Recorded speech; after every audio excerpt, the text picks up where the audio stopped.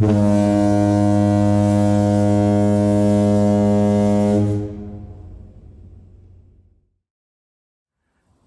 we have been working. We've been painting these things and sanding. And I tell you, sanding inside each one of these little boxes is not particularly a lot of fun. This has probably been the least favorite part of sanding that we've done on the whole project.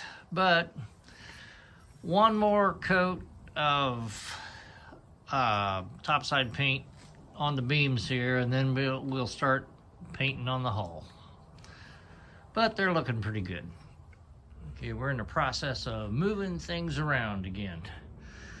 Deck beams are totally painted. The deck itself is up there totally painted.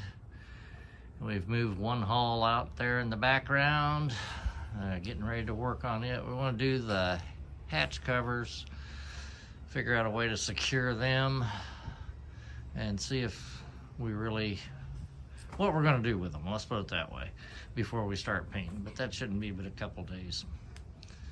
And Kathy's getting ant bit over there, I think. Okay, that's all for today. And now we're going to cover those with a tarp. Try to keep some of the Florida dirt off of it. Okay, I was wrong telling you that I was going to start painting the hulls. On the hatch covers here for the cockpit, this is the forward one, which goes up there where that one's sitting. Anyhow, you need a way to secure the hatch to the boat itself. So got some little blocks here that have some little toggles on them. This toggle will come over and attach to a little block, or else underneath the coaming itself to the cabin roof. But there's some little blocks here that we will mount on the coaming, and the little toggle will come over and be under it to hold the hatch cover down. Also, so this is stuff for the other hatch. We still got some sanding on them to do, and I'll probably just oil these. It's simpler. We'll epoxy them to the coaming and to the cover. Here's some blocks that fitted the aft part of the cabin there up, oh, I don't know, 11, 12 inches. I don't know what it is. I took a stool and made sure it was level and ran a piece of plywood across there so I had a line on the hull. What I'm going to do is mount this to the hull on that side over there, and you're probably not even seeing what I'm doing. And this will be on the other side. We got a flat surface here to put a board that's removable. We can sit on it. It'll be a step down into the cabin, cockpit, whatever you want to call it. And the board will be removable so that when you're sleeping in there, you don't have something to bang your head on. Okay, we were working on the cabin tops, the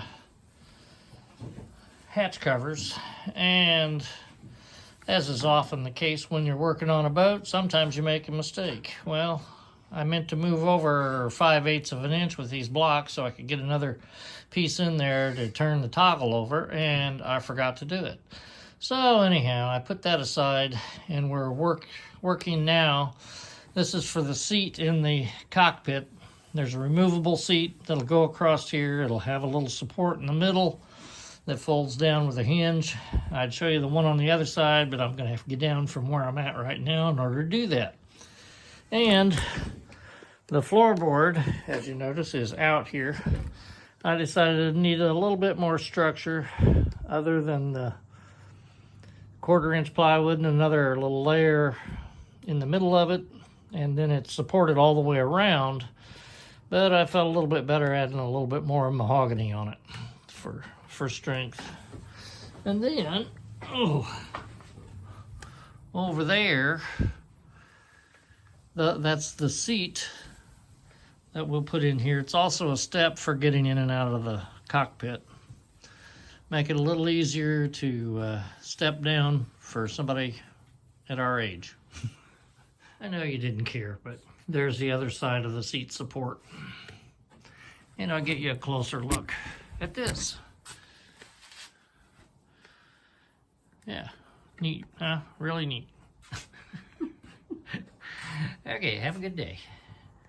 We got the seats glassed and installed here. In one hole. In one hole, yeah. We're hoping we remember how we did it on the next hole. That's the reason for this video. Yeah. Anyhow, I put the seat in and it would slide forward, and I'm afraid that if we were to step into it, let's see, if you step into it when it slid forward, the thing will tip up and drop you. So anyhow, what we did is just put 2 screws here. Inside. And then, I see the holes done. Yeah, there's a hole. We used a Forstner bit right there, and one down there on the other end. And on the other side, did the same thing. So that those little indentations there, yeah, voids, whatever, they fit over the screw heads and hold the seat there so that when we're using it as a step, it doesn't slide and injure one of us. That's the plan, anyhow. But you didn't tell them how you marked it. Oh, no. I was wondering how I was going to mark it, so we drilled a hole for the screw, and then we used Brads. 2 little brads, 1-inch brads, upside down in there, positioned the seat, and smacked them. That's probably too close to read. But, in any case, that's that. Moving right along. And then when we're not using it as a step, just take it off of there and put it back in here in the storage compartment. Step or a seat. Yeah, step or a seat.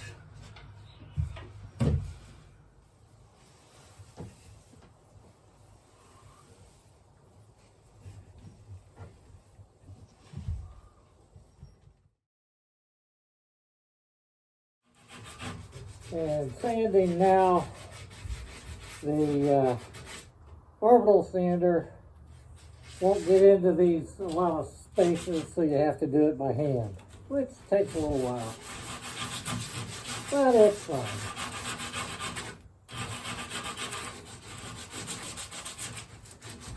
I hope you can hear that.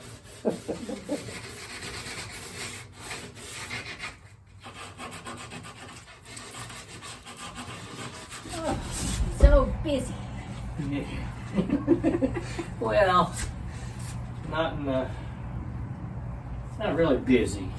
Kind of lazy. Anyhow, we're at the point now where we're actually going to apply the first coat of primer to the hull. The porthole. The porthole. Only one hole. We still got another one out there. We haven't done much to. But we sanded this hull after we applied all the epoxy and the fiberglass and all that stuff. Right. And then we faired the hull. Faired the hole where we needed to, with indentations. Speak up, yeah, so they can hear you. And then we sanded again with 220 grit. All these places where we put in the filler. yeah, And then we dry wiped it 2 times. yeah. Usually she goes, and then I'm right behind her. And we're using these microfiber rags, which seem to grab the dust and hold it. And then, yeah, Skirted the peeler, the below the waterline area. yeah, we did mark with just a single layer of tape first along the water line, so that we hopefully get it on there and the tape will stay. And then the paper here just to keep getting from getting paint all over the bottom part of the hull. We put plastic in here. Plastic there, To yes, and plastic up shield there in the that hatch hatch. areas. Because I'm not going to paint down in the hull or the cockpit area. I may eventually paint this first cockpit area, but the areas down here in this area or here or behind the cockpit, we will not paint. Like I said, the only reason I'm doing it here is possibly because of UV degradation. And once inside the hull, there's not going to be any UV degradation. Phil Bolger, he never did that on the inside of his boats. So, and I've seen several Wharrams that they didn't do it on theirs either. The only thing it would give you is if you had a lighter color in here, you could see a little bit better, but I'm going to spend very little time up here, I guarantee it. Anyhow, we wiped it down. Depending on whatever kind of paint you're using, the appropriate solvent to actually wipe it down, you're getting the dust nibs and the last little bit of sanding debris left over. Let's put it that way. What else?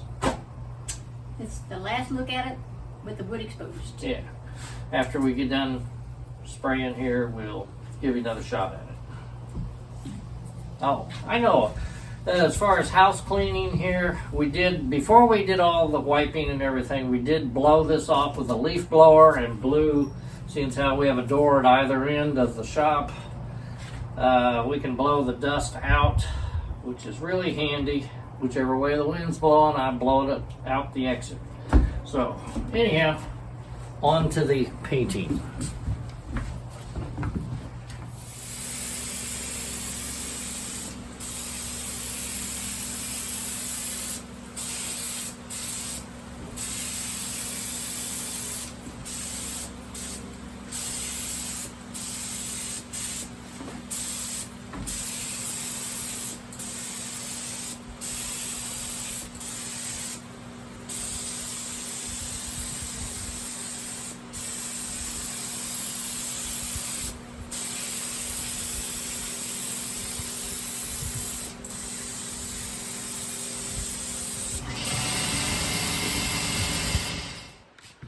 I'd say we're happy with the initial primer coat.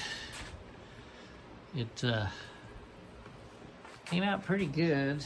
I mean, there's a few little spots.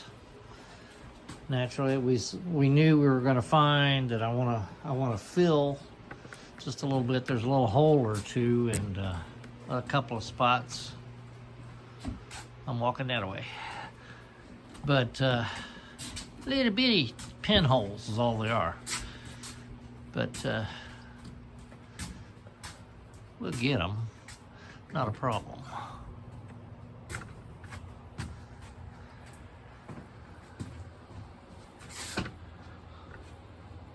This would be easier if I'd fold those legs.